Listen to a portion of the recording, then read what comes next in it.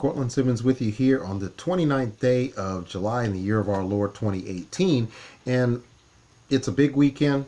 It's the weekend in which, the major preps leading up to the Midsummer Derby, the Travers Stakes, have been conducted. And it's also tempered with the fact that this week, in the Wednesday, July the 25th, 2018, in the year of our Lord, our Triple Crown winner, Justify, was retired from racing. It was announced by WinStar Racing, WinStar Farms, Starlight Racing, in partnership with China Horse Club and trainer Bob Baffert, that the ankle issues that were giving Justify problems, the progression or the projected time that he could recover was not sufficient enough to get him ready for a lot of the big events. Obviously, the Haskell, which was conducted on podcast day today, on July 29, 2018, was off the table, along with the Travers and subsequent events that could be, useful preps to the Breeders' Cup, in which Justify would have had an opportunity to complete the Grand Slam, which of course comprises the Triple Crown races and the Breeders' Cup Classic. All of those opportunities for Justify to enhance his impeccable 6-for-6 resume are, of course, off the table, and he will not have the opportunity to do that, to make his Triple Crown resume even sparkle even to a greater degree. So that's an unfortunate situation based on the way the business and the economics of it works. When you win the Triple Crown, you're a much too valuable a commodity. I mean, the benefits of the breeding shed outweigh staying on the racetrack. And unfortunately, even though this was an injury that was probably treatable, to where even if he couldn't have made the Breeders' Cup, he could have run as a 4-year-old.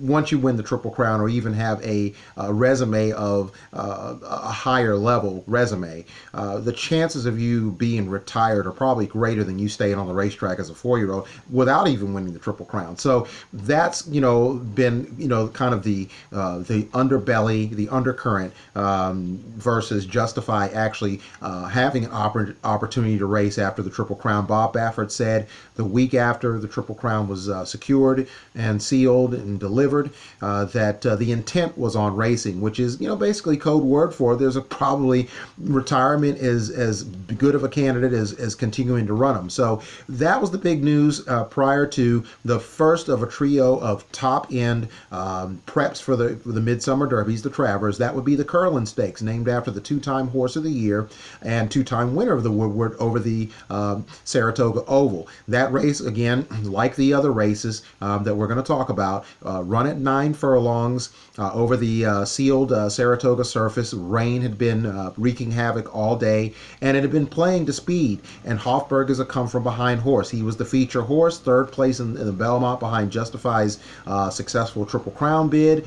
Ran a very good race. He was 7th in the Kentucky Derby. He punched his ticket to Louisville via a very, very nice second-place finish to Audible in the Florida Derby. So with Hofburg, being the overwhelming favorite, the question was going to be if he was going to live up to that. He won by 5 lengths in 150.18 over the mile and an eighth.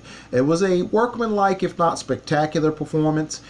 It was just that, a prep that Bill Mott, his conditioner, felt that he needed. And at this point in the game, for those in support of Hofburg, what you're hoping for is an upward flight going into the Travers, that you will run even better than you did at the mile and an eighth at the added distance of 10 furlongs. So we'll have to see. Hofburg has been an overcooked horse since his Florida Derby run in terms of the potential and what he was going to do. We just don't know how good he is, or if he's that good at all. And that's the point that, as I aforementioned in the beginning of this, is the $64 or the multiple $64 questions, and Hofburg's one of them. Is he really suited to a mile and a quarter? Is he a horse that can win, go on a winning streak, or be the kind of horse that's going to run these, dynamic, put out dynamic performances each and every time? Consistency is one thing. Superstar type level performances is another. And we're going to find out where these 3-year-olds, in the absence of Justify, fit. And